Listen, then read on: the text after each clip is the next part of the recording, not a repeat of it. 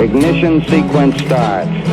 6, 5, 4, 3, 2, 1, 0. Liftoff. We have a liftoff.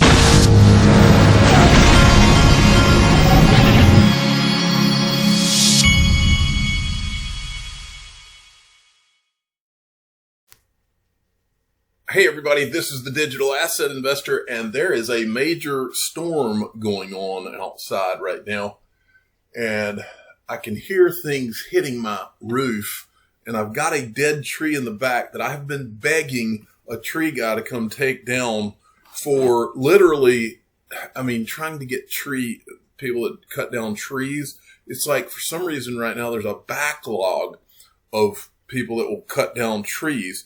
And I have been on the wait list for going on at least a month or two to get something. I'm having to beg them to come take my money. And so I've got this big, huge dead pine tree. And every time it storms, it makes me nervous. So hopefully today's not the day that this thing falls. I have had a pine tree fall, one of those big ones, fall on my house before. And it is not fun. It's a little bit scary. And it may have, that's one of those events that could send me into AFib real quick, a little shock to the system. Now, I wanted to show you this. XRP is doing its thing right now. We're almost to 32 cents, up 9.63%. And I want to show you this. I'm going to hit the refresh button. What you're looking at is the return rates on Coin Paprika. And I want you to take a hard look at Ripple or XRP. 44% up in 7 days, 77.81% in 30 days, in 1 quarter up 46.87%. And folks, we're just getting started.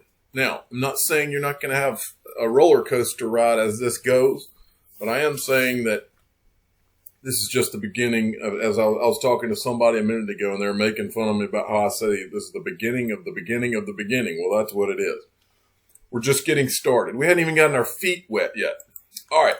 Now, I wanted to show there's a lot of new people coming into this arena now. And so I wanted to show those of you who have not been here something that you might find interesting. This is called the XRP Rich List. These are the Rich List stats. This website was put together by a developer called Wietse Vind. And he's a Dutch developer, I believe. But what this website does is it shows you number of accounts and where they rank as far as holdings of XRP. Now, there's one thing you need to know before we go through this, and that is a lot of people have more than one account. I think as time goes on, people's accounts, as they feel more and more safe, their accounts are going to be consolidated more and more. And I think this will be very interesting to look at that point. But this is the one I like to look at every once in a while. It kind of shows you what's going on. If you want to be in the 0.01%, you need to have over 750,000 XRP is basically the gist of this. But again, some people have more than one wallet. But this is just a general guide. So if you want to be in the 1%, you need to have around 80,000 XRP, and you can be a 1%er. And remember what Hodor, who used to do the blog for Ripple and XRP, he used to have his own blog. He said not to be surprised if one day the 1%, the traditional 1%ers, are the 1%er of holders of XRP, top 1% holders of XRP. And I don't think that would be surprising either. Okay, today Ripple put out their Q2 2020 XRP Markets Report. I've told you before, I guess I'm supposed to be fascinated by these reports, but the truth is they kind of bore me. But I did see a couple of sections here that I thought were interesting. This part here, you can hear that thunder out there, I think. Notable integrations from Q2 2020 include Signum Bank, the first fully regulated crypto bank, added XRP to its highly regulated custody solution and financial platform. Similarly, Zero Hash integrated XRP to its settlement platform, allowing digital asset businesses to access U.S. markets. Zero Hash is a division of Seed CX, a registered CFTC swap execution facility. Then down here, Swisscom Blockchain, one of the largest telecommunications providers in Europe, successfully launched XRP on its DAP-I platform. And then mobile payment startup Uphold completed integration of XRP into its wallet. I'm not going to go any further into this report because it kind of makes me yawn, and I don't want to make you yawn. Now, I was looking at Google Trends today, and there was a major spike in searches for XRP on around July 5th. So you can see where this is going. Google Trends XRP searches, #0doubt. All right, Perfect Symmetry sent me this. For those of you that have not been around the last couple of years, there are several accounts on Twitter who were around and then they just poof disappeared. And it's the ones that disappear, a lot of them had a lot of interesting things to say that sounded almost like they knew something, and then they're gone. So let's look at this. Let me see if I can get this to load. All right. Tony Valentino was one of those. So the value of XRP will begin its rise in Asia. Then the U.S., IMF, World Bank, UN throw their support behind it. Meanwhile, Western too-big-to-fail banks, institutions, insider elites have already been stocking up on XRP via OTC. Peasants of the East and West will know about it last. The XRP journey is confirmed to begin in Asia. Western powers such as the U.S., IMF, World Bank, etc. are allowing it so that they can pretend they played no major role in XRP becoming digital gold. 50 billion plus XRP in escrow will still go to the IMF eventually to re-liquefy system. This will signal the end of American Western-dominated financial superiority and liberate nations from the stranglehold of the U.S. dollar. Seems like they want to kill SWIFT. I think R3 is a lifeline for SWIFT, but not sure for how long. I hope my power doesn't go out, by the way. All right, from the Cryptic Poet, I want to show you this video right here. Ripple partner MoneyGram CEO talks about the future of cash. Watch this. Bring in Alex Holmes. He is the chair and CEO of MoneyGram. Alex, look, welcome to the program. We really like to have people on the show who are not taking advantage of the virus, but I would say a new kind of company that benefits from this new economy. Are your transactions up a lot at MoneyGram? Yes, sir, they are. As a matter of fact, it's been quite a transition for this company over the last couple of years.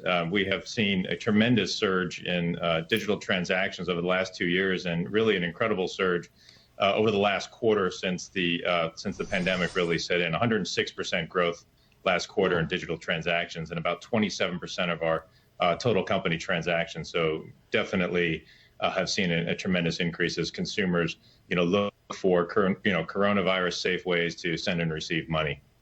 I'm an old-fashioned kind of guy. I like to write checks. Are my days as a check writer numbered? My standing joke on that is I think you can continue to write checks, but the people in line behind you probably aren't going to appreciate it very much. But I think they probably are, and I think coronavirus is definitely another step towards that digitization. I think contactless payments, online digital payments, mobile type devices will continue to see an increase in utilization as we go forward all over the world, not just here in the U.S. How long before we see the end of cash, notes and coins? Yeah, that question's been out there for forever. I will tell you, cash still is the predominant form of payments anywhere in the world. It is, by far the most ubiquitous and liquid for anybody in a market anywhere in the world. That being said, I think the growth in digital has been absolutely tremendous. The World Bank, which is probably the foremost expert in terms of remittances and cross-border payments, says that this market will be 50% digital by 2022, and that was before the virus. So I certainly think that there will continue to be pressure on cash, but I think it will be around for quite a long time. MoneyGram, well positioned. Chair and CEO Alex Holmes joins us. But that was an interesting clip there. Now, this was interesting too. This is a clip from Gold Telegraph. This is Ray Dalio, who runs Bridgewater Associates. Very smart guy. Listen to this. We have to sell a lot of treasury bonds. And we, as Americans, will not be able to buy all of those treasury bonds. And if interest rates rise too much, the way it usually works is that constricts credit. We borrow less, and that creates a weakness in the economy. So instead, because we'll sell to foreigners, from a foreign perspective, when they look at it, they care not about inflation, they care about currency depreciation when they look at the interest rate. So if a currency goes down, the bonds become cheaper. I think the Federal Reserve at that point will have to print more money to make up for the deficit, have to monetize more of and that'll cause a depreciation in the value of the dollar. I think we risk, we have the privileged position of being able to borrow in our own currency because we have the world's leading reserve currency. I think we are risking that by our finances. In other words, borrowing too much. You're darn right we're risking it. Okay, and then there was an interesting Jim Rickards tweet. For Austrians, monetarists, and neo-Keynesians who still think money printing causes inflation, it doesn't. Here's what you're missing. The explanatory variable is velocity. It has collapsed. Sorry, I thought there was a tree falling on my house. I'm kind of paranoid about this if you can't tell. Fed can't control velocity. Math is easy. 7 trillion times 0 equals 0. No velocity equals no economy. XRP has velocity. All right, and then finally, CStat sent me this information. This is a a picture he took, I guess. Biggest PPP lenders by the number of loans as of 7/24. This is interesting, and here's why. Huge banks, Bank of America, JP Morgan Chase, Wells Fargo, US Bank, these are the obvious. But there was a tiny little bank called Cross River. What's interesting about the fact that a tiny little bank like Cross River would be on here? What's interesting is that they were Ripple's first signed bank. Cross River Bank was Ripple's first signed bank to use the Ripple protocol. Here's their little commercial. Anyway, you don't have to watch that whole commercial. But I'm about to play you a clip from the CEO of Cross River Bank talking about this. But first, I wanted to tell you that I am the digital asset investor. I'm not an investment advisor. This is for entertainment purposes only. Please subscribe and hit the like button.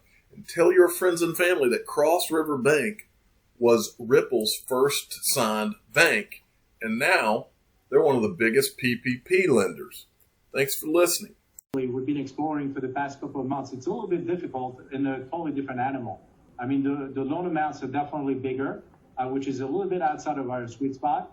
But we also want to help the companies that do have the wherewithal to borrow a significant amount of money so that they can keep, like 100, 200, 300 employees, within their midst so that they can continue to pay them and have their, some staying power. Yeah, absolutely. It's not just the small bank, businesses, those of all sizes are struggling with this. Gilles, thanks so much for joining us and for all the work that you're doing. We appreciate it. My pleasure. Thanks for having us. Gilles Gate is the CEO of Cross River Bank, again, with just one branch in Teaneck, New Jersey, an incredible